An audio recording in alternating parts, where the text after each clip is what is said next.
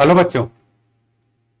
मुझे आशा कि आपने सिलेबस इतिहास का देखा होगा। तो उसी सिलेबस के हिसाब से हम प्राचीन इतिहास का पहली टॉपिक पाषाण काल आज देखने जा रहे हैं। पाषाण काल को प्रागैतिहासिक काल कहते हैं। ऐसा क्यों कहते हैं हम आगे डिस्कस करेंगे। प्रागैतिहासिक शब्द का इस शब्द का सबसे पहला प्रयोग डेनियल विल्सन महोदय ने किया था। बोला था कि ये जो है इसको हम जो है इस कालखंड को पाषाण कालखंड को जो है प्रागैतिहासिक काल कहेंगे। इसको ऐसा इन्होंने क्यों कहा, क्योंकि जब जो है हमें लेखन शैली का ज्ञान नहीं, मतलब यहां पे क्या हुआ कि हमें पत्थरों के औजार मिले, कोई लेखन शैली हमें नहीं मिली, तो पुरातात्विक साधनिक जानकारी जो है हमें जो है औजारों से प्राप्त हुई। इसलिए जो है हम जो है इसे प्राग इतिहास काल कहते हैं, अर्थात इसे जो है पाषाण काल कहते हैं। अब आइए इसी परिप्रेक्ष्य में हम जान लेते हैं कि आद्य इतिहास क्या होता है। आद्य इतिहास 3 भागों में बटा हुआ है। पहला प्राग इतिहास, जिसमें पाषाण के उपकरणों औजारों से प्राप्त जानकारी के आधार पर जो हम इतिहास की जानकारी प्राप्त करते हैं उसे प्राग इतिहास कहते हैं। उसके बाद आता है आद्य इतिहास। आद्य इतिहास में हम 2 चीज देखेंगे। यहां पे जो है हम साहित्य देखेंगे, और जो है पुरातत्व, अर्थात जो है जिसमें साहित्यिक स्रोत भी प्राप्त हो और पुरातात्विक स्रोत प्राप्त हो, उसे हम आद्य इतिहास कहते हैं। इसमें कौन कौन से आ जाते हैं? इसमें आपका आ जाएगा सिंधु सभ्यता या हड़प्पा सभ्यता, फिर जो है वैदिक सभ्यता।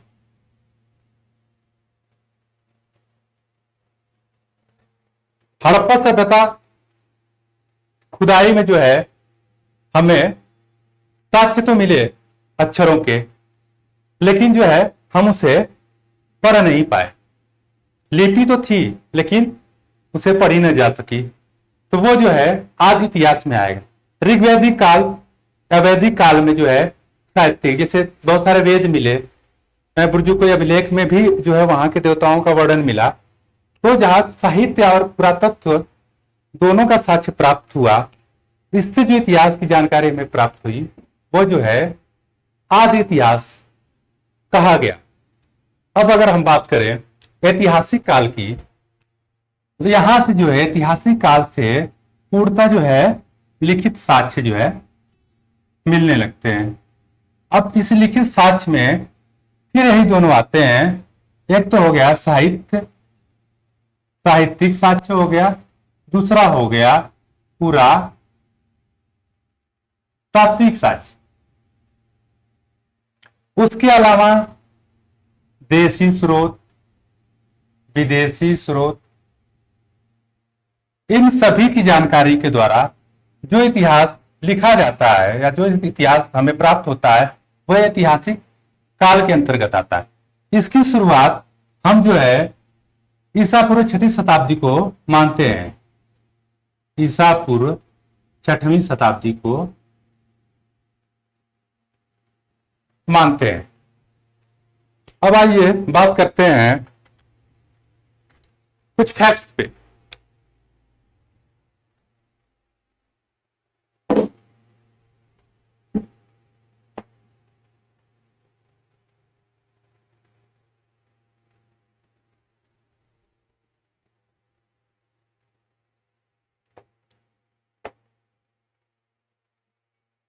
सबसे पहले प्रागैतिहासिक काल का जो है उद्घाटित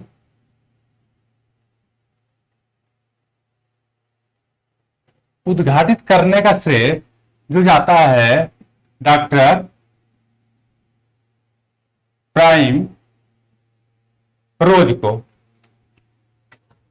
ये जो है एक अंग्रेज थे। ये भाई साहब जो है सुबह सुबह दिल्ली जो है टहलने निकल जाते थे। कर्नाटक में रहते थे। दिल्ली कर्नाटक में जो है ये सुबह सुबह टहलने निकल जाते थे जंगलों में।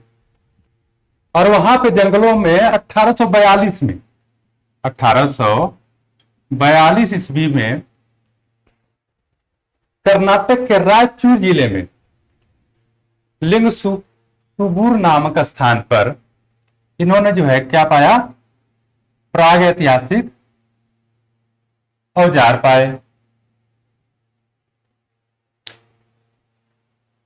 इन औजारों में क्या क्या थे? इन औजारों में तीर थे, तीर। उसके बाद जो है चाकू थे, छुरी। लेकिन जो है ये समझ नहीं पाए, न इसके इतिहास का वर्णन कर पाए। बस इन्होंने पाया था, मतलब इसको उद्घाटित कर दिया था कि नहीं ये जो है साक्ष्य है। लेकिन जो है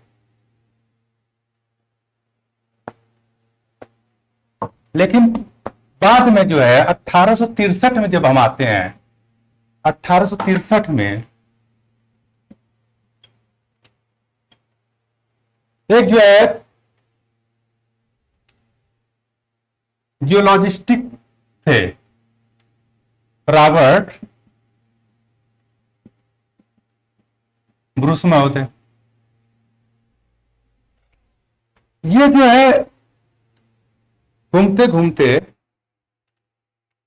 दक्षिण भारत में ही इनकी पोस्टिंग थी। ये जियोलॉजिकल सर्वे कर रहे थे। उसी समय जो है इनको पाषाणकालीन बस्तियों के अन्वेषण की जो है काम मिला। और इस काम को जो है करना शुरू किया। और यहीं से इनको सबसे पहली बार मद्रास में ही जो है इनको सबसे पहली बार जो है पल्वरम से, कहां से, पल्वरम से हैंडेक्स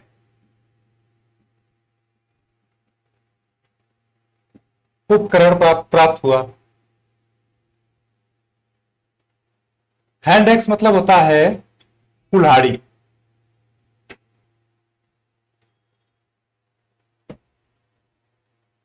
हैंडेक्स इनको प्राप्त हुआ। ये जो है प्रागैतिहासिक काल का जो है, क्या कह सकते हैं, ये जो है पहला उपकरण था प्रागैतिहासिक काल का, जिसको जो है रॉबर्ट ब्रूस ने जो है प्राप्त किया था। कहां से? मद्रास के पलवरम से। इसीलिए इनको जो है रॉबर्ट ब्रूस को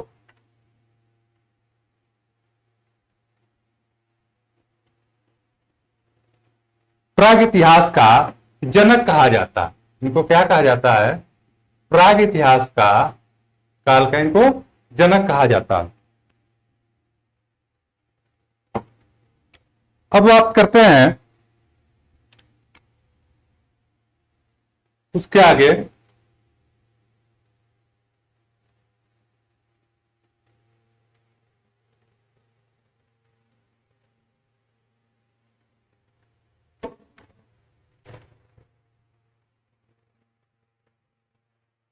उड़ीसा में जो है, उड़ीसा में प्रागैतिहासिक कालीन जो है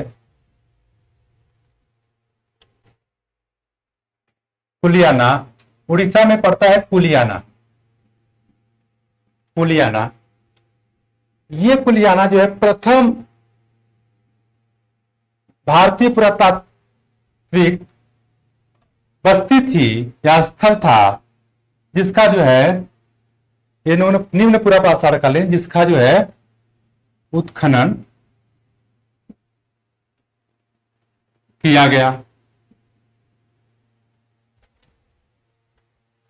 इसी के प्रागैतिहासिक काल का तब तक जो है बहुत ज्यादा जो है हम अन्य सभ्यताओं के साथ समकक्ष नहीं हो पाए थे, जब तक कि जो है स्टुअर्ट पिगेट की एक बुक थी,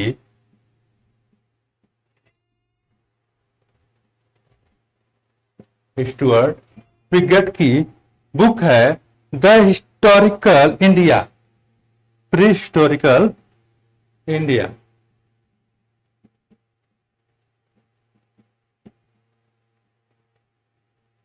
प्री हिस्टोरिकल इंडिया, इस बुक में इन्होंने जो है प्रागैतिहासिक कालीन वस्तुओं का वर्णन किया और इनको अन्य सभ्यताओं के साथ जोड़कर देखा। यह जो है किताब जो है, यह बुक जो है प्रागैतिहासिक काल को एक नया दिशा की ओर मोड़ के चली गई।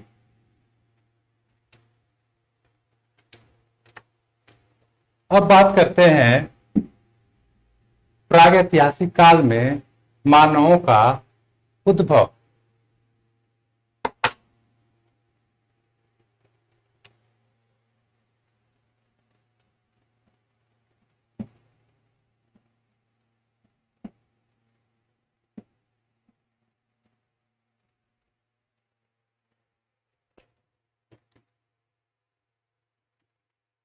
मानवों का उद्भव,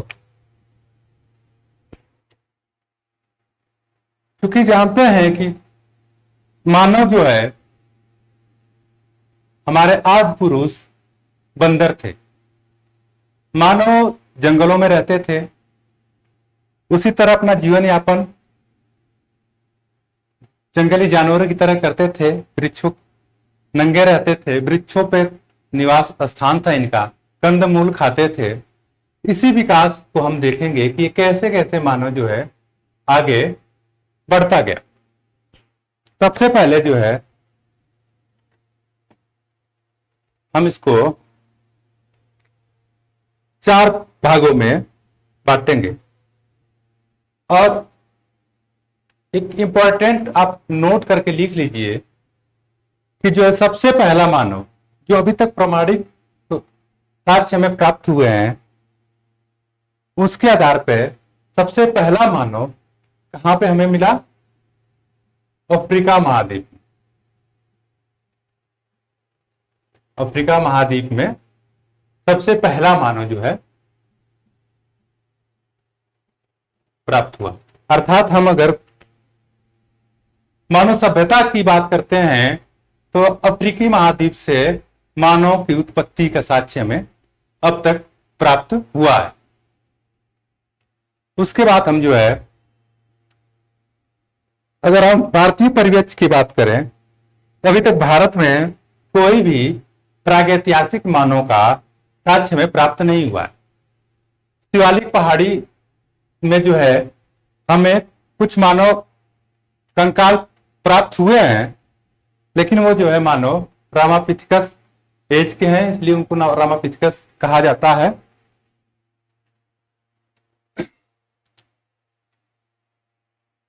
अब बात करते हैं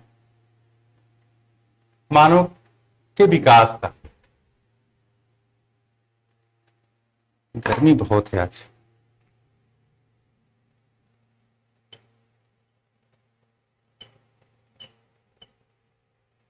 मानव के विकास का सबसे पहले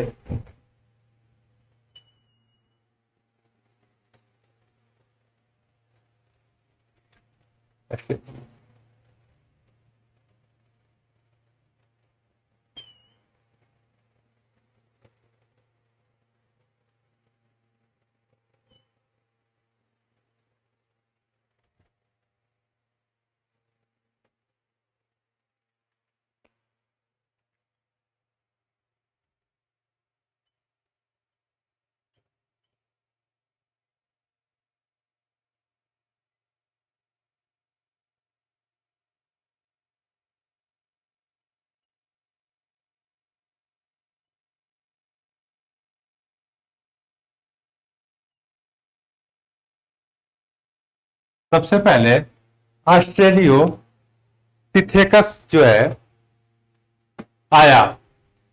ये हमारे जो है आदि पूर्वज क्या थे, ये हमारे आदि पूर्वज थे। आदि पूर्वज के साथ साथ जो है इसे आद्य मानव भी कहा जाता है। आद्य मानव से तात्पर्य है आद्य मानव मतलब आधा मनुष्य और आधा जानवर। इसका जो है केन्या के तुर्काना झील के पास आदि पूर्वज का हमारे जो है एक जीवाश्म मिला। वो जीवाश्म लगभग जो है 40 लाख ईसा पूर्व का था। इसके अलावा जो है इथोपिया में 32 लाख ईसा पूर्व एक कंकाल मिला, जो हमारा जो है लूसी नामक महिला का था या कन्या शिशु का था। अगर लूसी की हम बात करें तो अभी हॉलीवुड में 1-2 साल पहले एक मूवी आई थी लूसी करके। तो जब आप उस मूवी को देखेंगे, और मूवियां देखते रहिए क्योंकि मूवियों से सीखने को बहुत कुछ मिलता है, खास करके ऐसी ऐतिहासिक अगर मूवियां हों तो बहुत कुछ सीख सकते हैं। उसमें जो है उस मूवी में जो लूसी होती है, आधुनिकता से जब लास्ट में जब अंत जहां होता है तो वो एक झील के किनारे जो है वही आधा मनुष्य और आधा जानवर रूप लिए हुए एक झील के किनारे बैठी होती है। उसमें आपको जो है वास्तविक लूसी का जो कैरेक्टर है आपको देखने को मिल जाएगा। अगर आपको मौका मिले तो वो मूवी देखिएगा। तो सबसे पहले कौन आए? ऑस्ट्रेलोपिथेकस। अब उसके बाद बात करते हैं आदि पूर्वज के बाद हम बात करेंगे यहां से जो स्टार्ट होंगे ये हमारे तीनों जो है वर्तमान मानव, ये सब जो है हमारे यहां से कह लूं मैं, यहां से ये सब हो जाएंगे वर्तमान मानव। वर्तमान मानव में होमो हैबियस आता है सबसे पहले।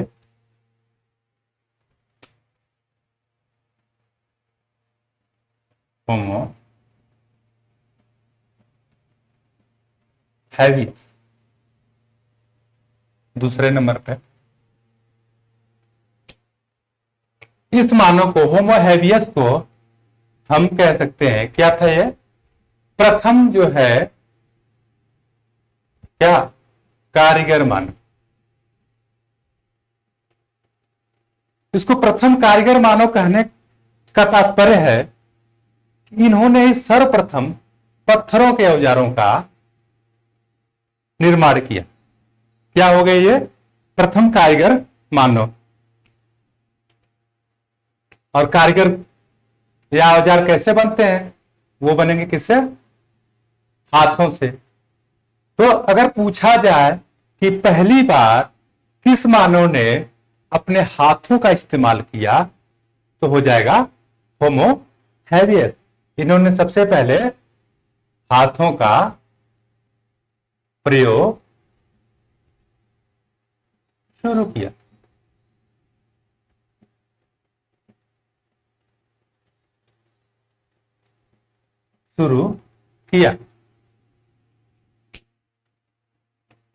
अब इसके बाद जो है आता है होमो इरेक्टस। होमो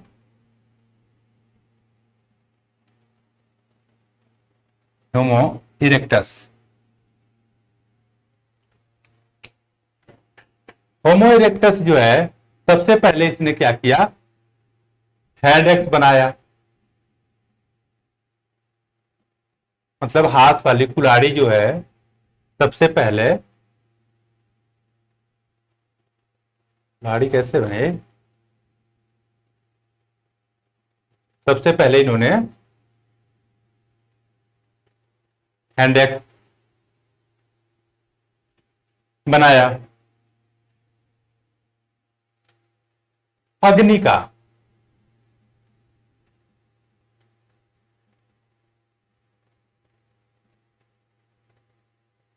का आविष्कार होमो इरेक्टस ने ही किया था, लेकिन इसका प्रयोग ये नहीं जानते। केवल क्या किए ये आविष्कार की अग्नि का। उसके बाद जो है ये पहले ऐसे मानव थे जो क्या हुआ, सीधा चलते थे। मतलब अब पूर्वजों वाला देखेंगे, एक के पीछे एक के पीछे एक के पीछे जो मानव थे, तो ये सब क्या किए, मान लीजिए ये जो है हमारा मानव है, ठीक है, ये ऐसे झुक के चलता था, लेकिन इसने क्या किया, अपने हाथों का जो है किया प्रयोग। लेकिन ये जो मानव था ये सीधा सीधा हुआ, सीधा चलता था। इसीलिए इसे पिथेकेंथ्रोपस भी कहा जाता है, सीधा चलने के कारण। अगर क्वेश्चन पूछता है कि पहला कौन सा मानव है जो सीधा चलना शुरू किया, तो होमो इरेक्टस। और दूसरा अगर बात करें कि अग्नि का आविष्कार किस मानव ने किया, तब भी आप कहेंगे होमो इरेक्टस। अगर तीसरा क्वेश्चन पूछता है कि सबसे पहली बार हैंड एक्स या हाथ की कुल्हाड़ी किस मानव ने बनाया, तो आप कहेंगे होमो इरेक्टस। अब बात करते हैं हम आधुनिक मानव, होमो सेपियंस सेपियंस। होमो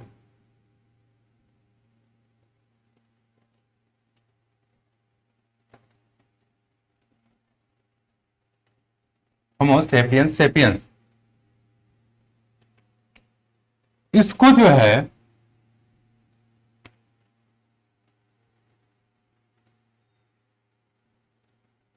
प्रथम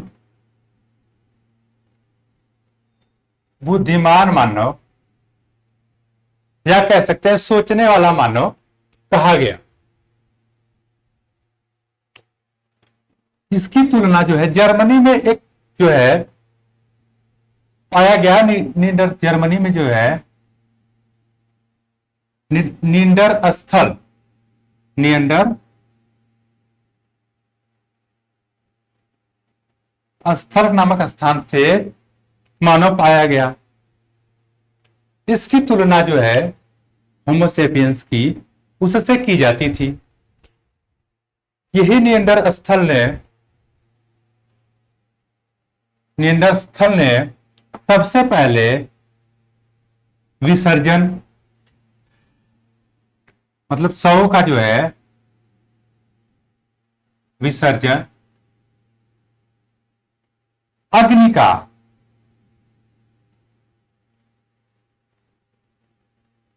व्यापक उपयोग, अग्नि का व्यापक उपयोग किसने किया, होमोसेपियंस सेपियंस या नियंडर स्थल ने। ये आधुनिक मानव विकास जो है 3 लाख वर्ष पहले हुआ। इनका विकास जो है 3 लाख वर्ष पहले माना गया। अच्छा, इसके अलावा जो है इसको कई और नाम से जाना गया, होमोसेपियंस सेपियंस। ये जो है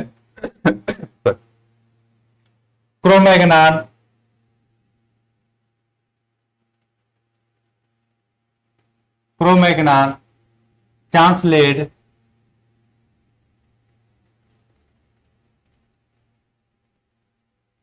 ग्रीमाल्डी आदि नामों से भी इनको जाना गया। होमोसेपियंस सेपियंस का प्रमाण सबसे पहला प्रमाण जो है कहां मिला? ये श्रीलंका में एक जगह है, गुफा है, फाहियन,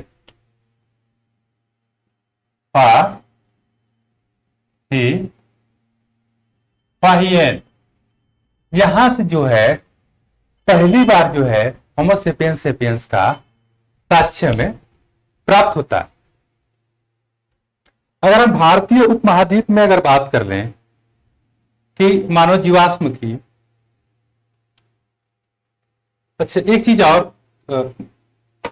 आप लोग देखे होंगे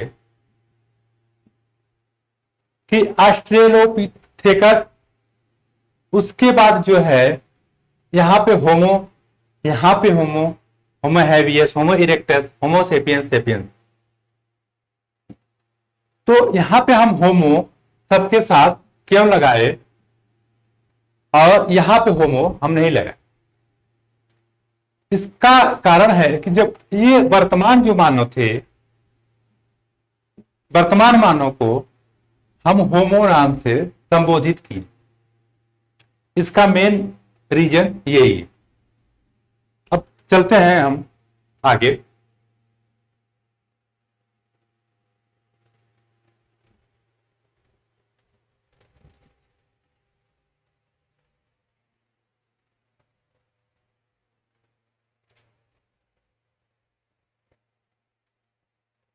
तो अब आपको याद हो गया होगा कि हाथों का प्रयोग सबसे पहले किस मानव ने किया?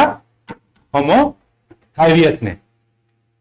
सीधा खड़ा होके सबसे पहले कौन चला? होमो इरेक्टस ने। अग्नि का प्रयोग सबसे पहले किसने किया? होमो सेपियंस सेपियंस ने। अगर हम भारतीय परिप्रेक्ष्य में बात करें तो नर्मदा घाटी से जो है, नर्मदा घाटी में हथनौरा से, हथनौरा से एक जो है मानव कंकाल या मानव जीवाश्म प्राप्त हुआ।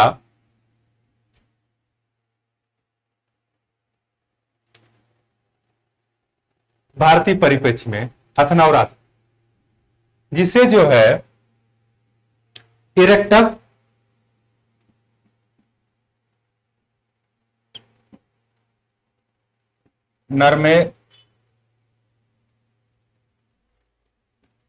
नर्मेदेनिकस कहा गया, क्योंकि ये नर्मदा घाटी में पाया गया था।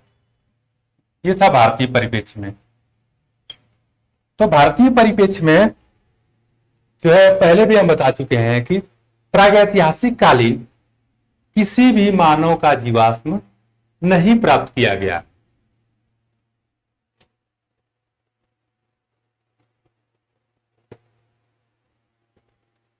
बढ़ते हैं आगे।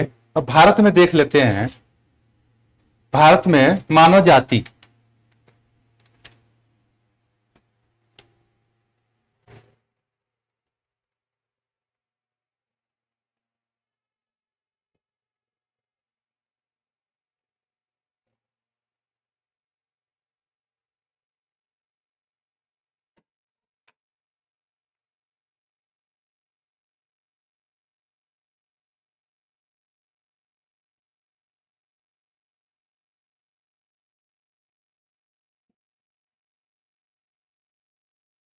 भारत में प्राचीन मानव जातियों को देख लेते हैं। तो बीएस गुहा साहब ने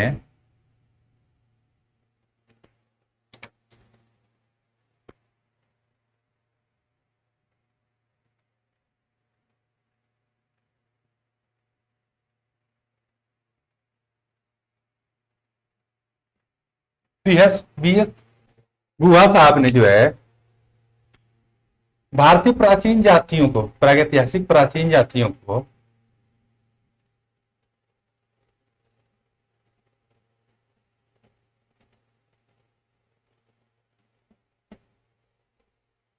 जातियों को 6 भागों में विभाजित किया। ये जो है सबसे पहले ये 6 तो हम देखते हैं सबसे पहले आता है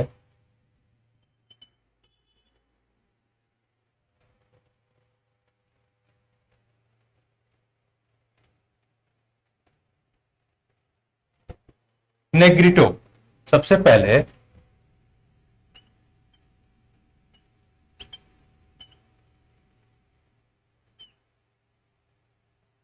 नेग्रिटो,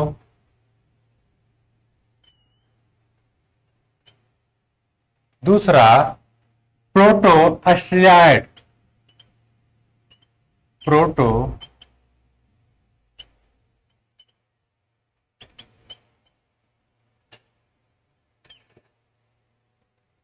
तीसरा मंगोलायड,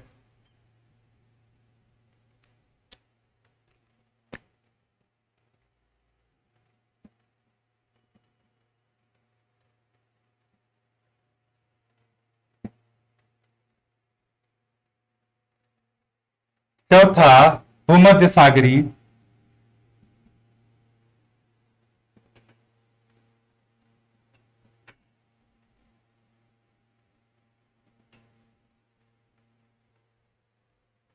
पांचवा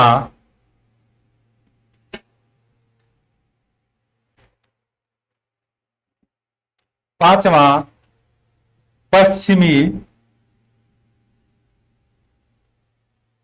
ब्रैकाई सेल्फस, ब्रैकाई सेल्फस। और इसी छठवां लिखते हैं क्या, नार्डिक।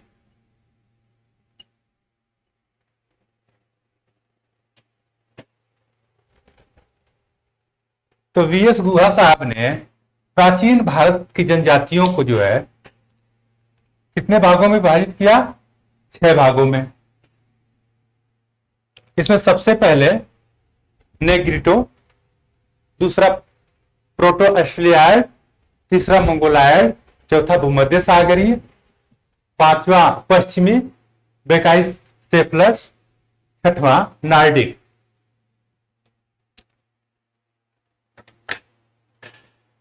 तो हम बात करते हैं सबसे पहले नेग्रिटो की। ये भारत की सबसे प्राचीन जाति, सबसे प्राचीन जाति है।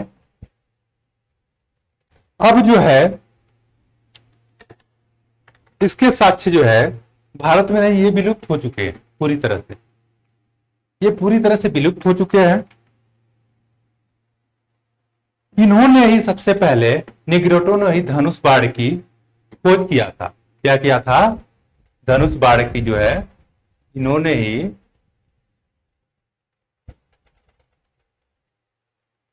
धनुष बाण की इन्होंने ही खोज किया था।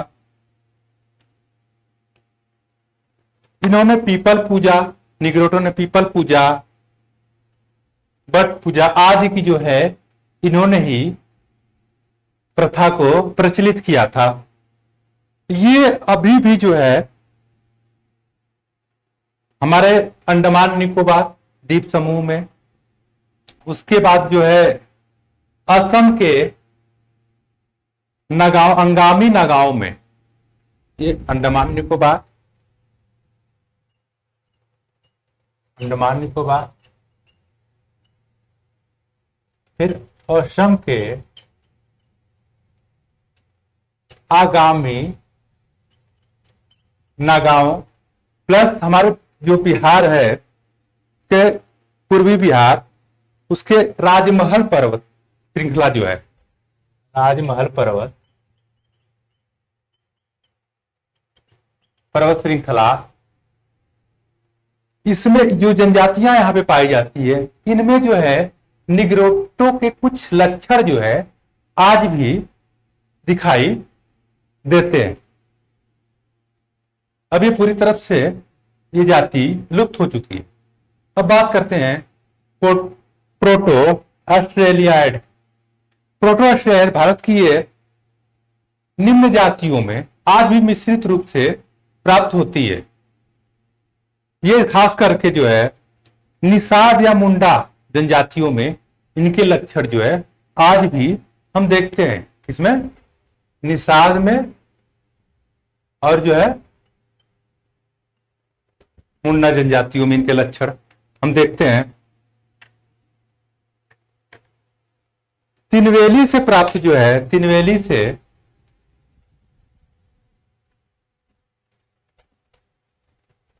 तिनवेली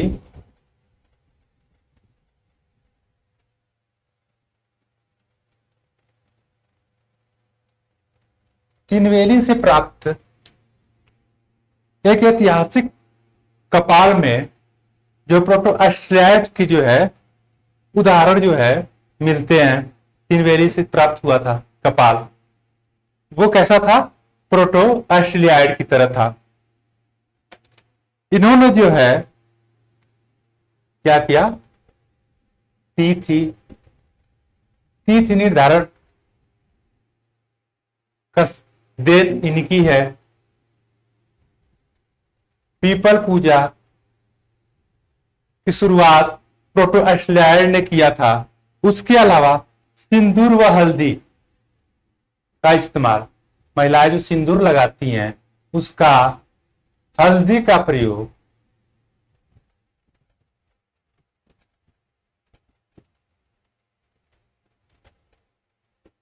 इन्होंने जो है शुरू किया था। साथ ही जो है शिव पूजा या कह सकते हैं लिंग उपासना जो है किसने शुरुआत की थी? प्रोटो ऑस्ट्रेलियाइड ने किया था। उसके बाद आते हैं हम मंगोलायड। मंगोलायड ये है दो प्रकार के मंगोलायड। अगर हम मंगोलायड की बात करें तो ये जो है ये दो प्रकार के होते हैं मंगोलायड। एक होते हैं दीर्घ सिर वाले,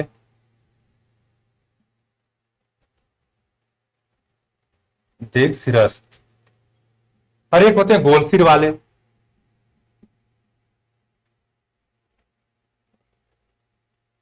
गोल सिर वाले, तो ये जो दीर्घ सिर वाले हैं भाई साहब लोग, और ये एक पूरी तरह से गोल है और ये गोल नहीं है, ये कह सकते हैं कि ये हो गए दीर्घ सिर वाले, ये हो गए पूरी तरह से गोल सिर वाले। तो ये जो बड़े सर वाले भाई साहब हैं ये सब कहां पाए जाते हैं? मंगोलायड। ये आपको मिल जाएंगे असम में, म्यांमार में,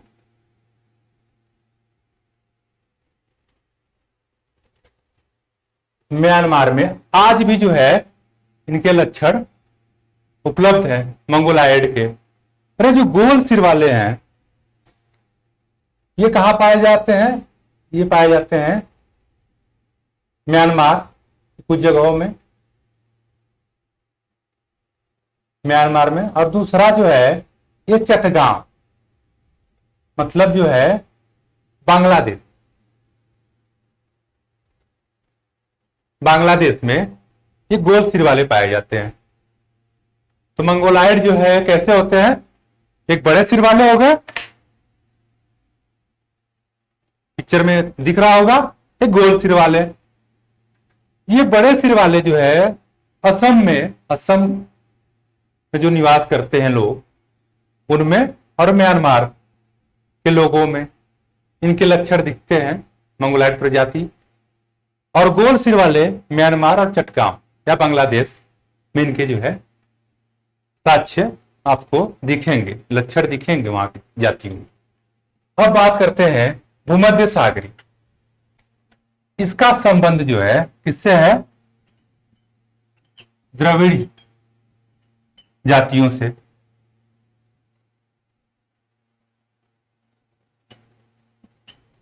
इसका संबंध जो है द्रविड़ जातियों से है।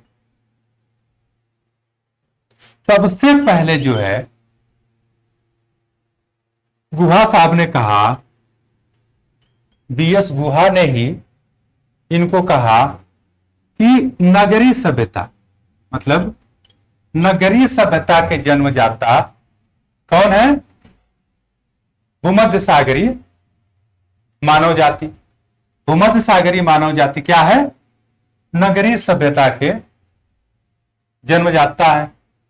ऐसा इन्होंने क्यों कहा? क्योंकि नौ परिवहन, कृषि, व्यापार जो है इनकी देन है। वाणिज्य इन्हीं की देन है। इसलिए जो है इनको नगरीय सभ्यता का जन्मदाता वीएस गुहा साहब के अनुसार माना गया। अब बात करते हैं पश्चिमी ब्रैकाइसेफलस। ये अल्पाइन या इनको जो है क्या कहते हैं? इनको जो है अल्पाइन या डिनारिक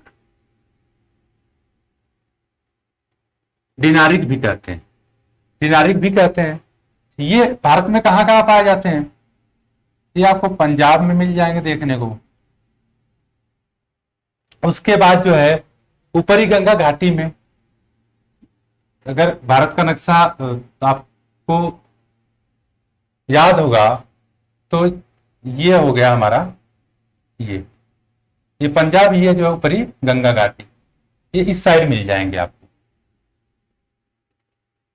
ऊपरी गंगा घाटी में ये देखने को मिल जाते हैं। अब बात हम करेंगे नार्डिक।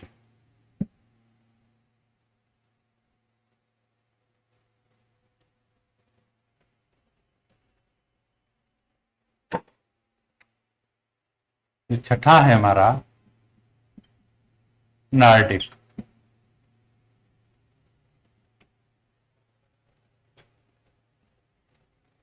ये आर्यों के जो है, इनको कहा जाता है कि ये आर्यों के प्रतिनिधि, ये जो है आर्यों के क्या थे? प्रतिनिधि थे।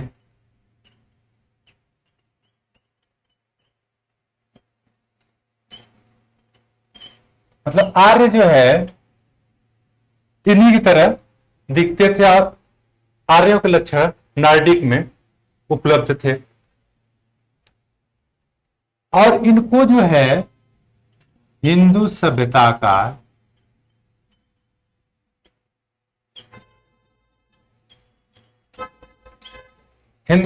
का जनक माना जाता है।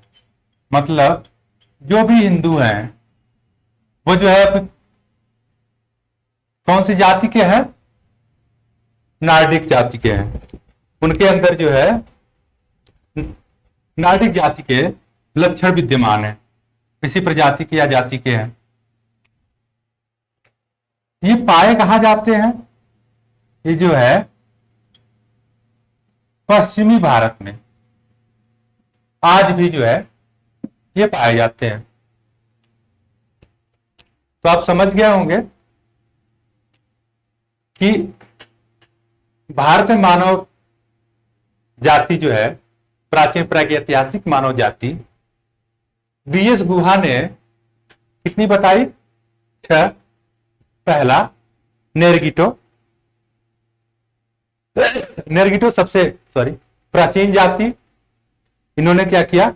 धनुष बाण की खोज की। ये आज भी जो है इनके जो प्रजाति के लक्षण है वो अंडमान निकोबार, असम के अंगाती नागांव में, प्लस बिहार के राजमहल पहाड़ी की जनजातियों में देखने को मिलता है। बात करें दूसरा प्रोटो ऑस्ट्रेलियाइड, आज भी जो है जनजातियों में इनके लक्षण दिखते हैं, खास करके निषाद और मुंडा में। और तिनवेली से जो है उत्खनन में एक कपाल प्राप्त किया गया था, वहां से जो है इसके साक्ष्य मिलते हैं। इन्होंने तिथि, पीपल पूजा, सिंदूर और हल्दी और लिंग पूजा की शुरुआत प्रोटो ऑस्ट्रेलियाइड की देन है। अब बात तीसरा हमारा था मंगोलाइड। तो मंगोलाइड कैसे थे? दो थे, पहला बड़ा सिर वाले और दूसरा गोल सिर वाले।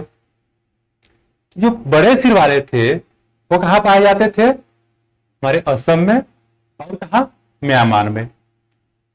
और जो गोल सिर वाले थे वो कहां पाए जाते थे? म्यांमार में और चटगांव, मतलब पश्चिम बंगाल, सॉरी, बांग्लादेश में। ये हो गया। अब आते हैं भूमध्य सागरी। चौथा थे भूमध्य सागरी। ये इनका संबंध जो है द्रविड़ जातियों से निकाला जाता है। भूमध्य सागरी का किसका? भूमध्य सागरी का द्रविड़ जातियों से इसका संबंध निकाला जाता है। इनको ही सबसे पहले बीएस गुहा साहब ने कहा था कि नगर सभ्यता का या नगरीय सभ्यता का या बाजार व्यवस्था का, मतलब कि उत्पादक जो है, तो जन्मदाता कौन है? भूमध्य सागरी है। इन्होंने नौ परिवहन, कृषि, व्यापार, वाणिज्य आदि जो है इनकी देन है। अब आ जाते हैं 5वें नंबर पे पश्चिमी ब्रोकाई सेल्फर्स। इनको जो है अल्पाइन या डिनारी भी कहते हैं। ये हमारे भारत में पंजाब के क्षेत्र में और ऊपरी गंगा घाटी आज भी जो है इन जनजातियों के लक्षण मिलते हैं लोगों में।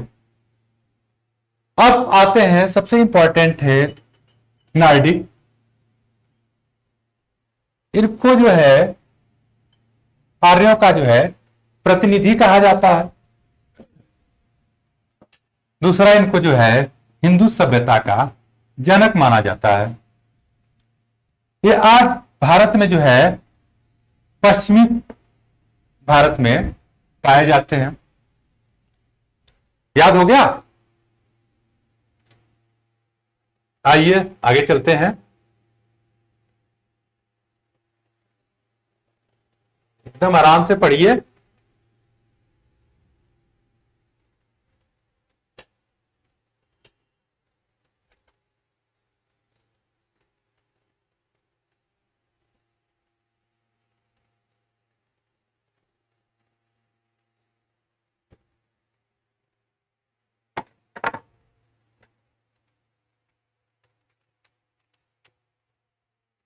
अब आइए पाषाण काल देखते हैं।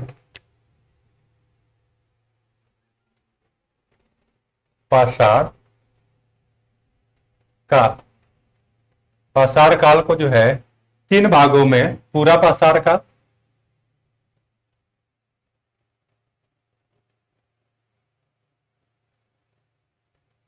पूरा पाषाण काल, मध्य पाषाण काल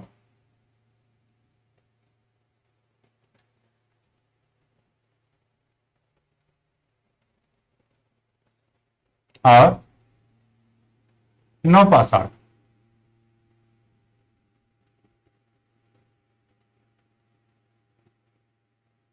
नवपाषाण काल में विभाजित किया गया। पूरा पाषाण काल 6 लाख से लेके कितने से? 6 लाख से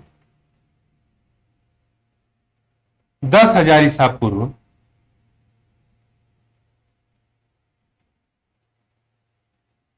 ईसा पूर्व के समय के अंतर्गत आता है। कितने से? 6 लाख से 10,000 ईसा पूर्व के आसपास का इसका पीरियड है पूरा पाषाण काल का। मध्य पाषाण काल का 10 या 8,000 ईसा पूर्व से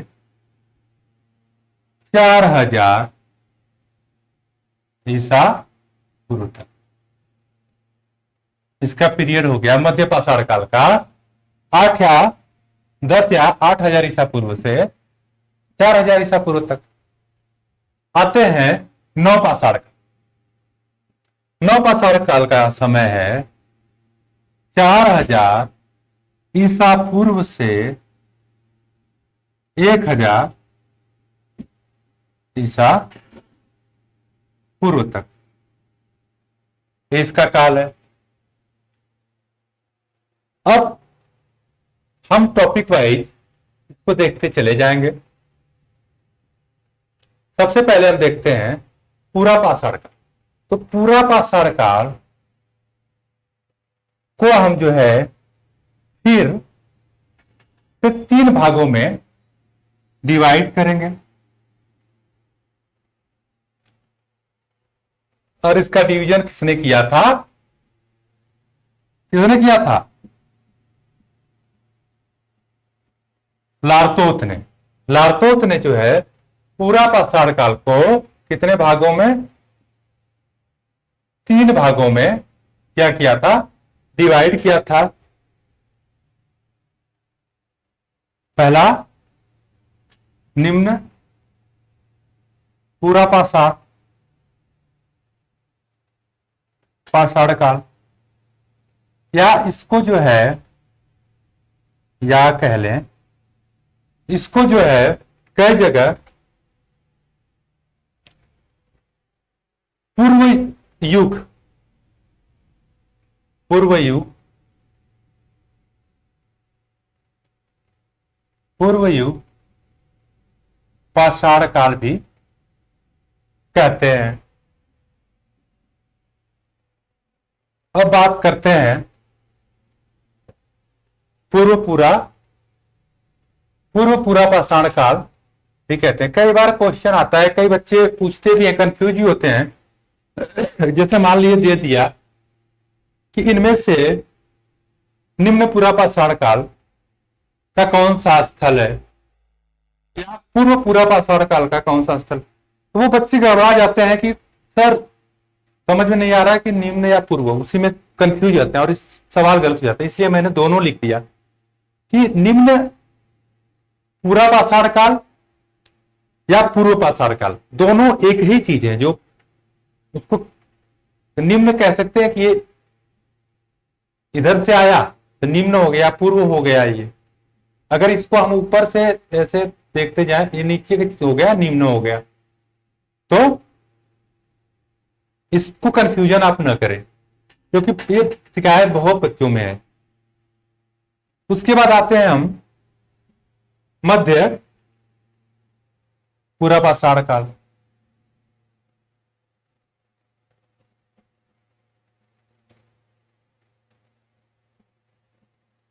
मध्य पूरा पाषाण काल, और तीसरा है उच्च पूरा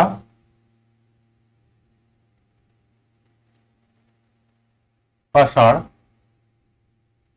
काल। इसका पीरियड हम देख लेते हैं। 6 लाख से लेके, इसका कहां से स्टार्ट हुआ था? 6 लाख। 6 लाख से 1 लाख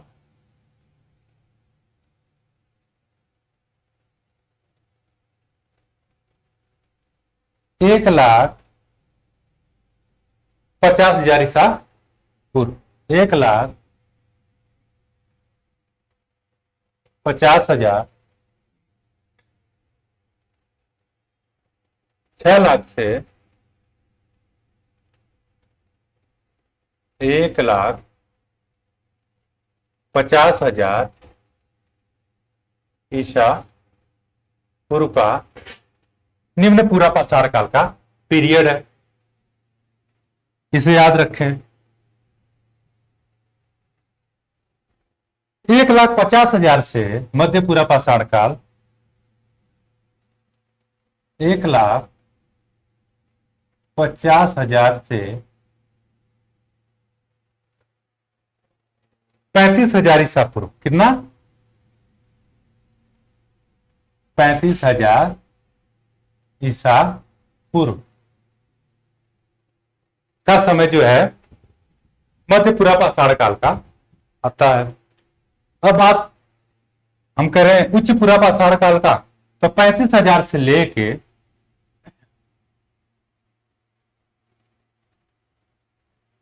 35,000 से लेके 10,000 ईसा पूर्व तक उच्च पूर्व पाषाण काल का उच्च पूर्व पाषाण काल का समय आता है।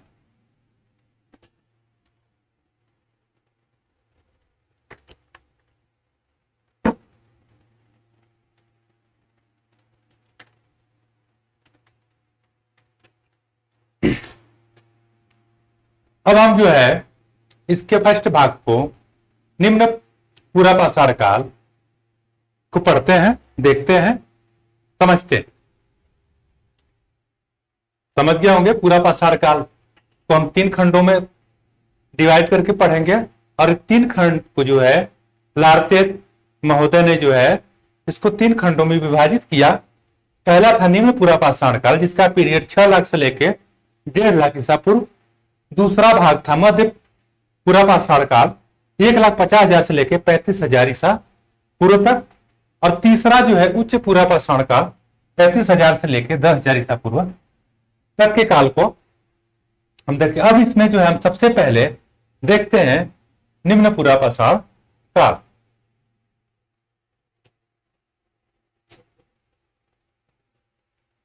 कल देखें, हेलो, हम कल देखेंगे निम्न पूरा पाषाण का। Thank you.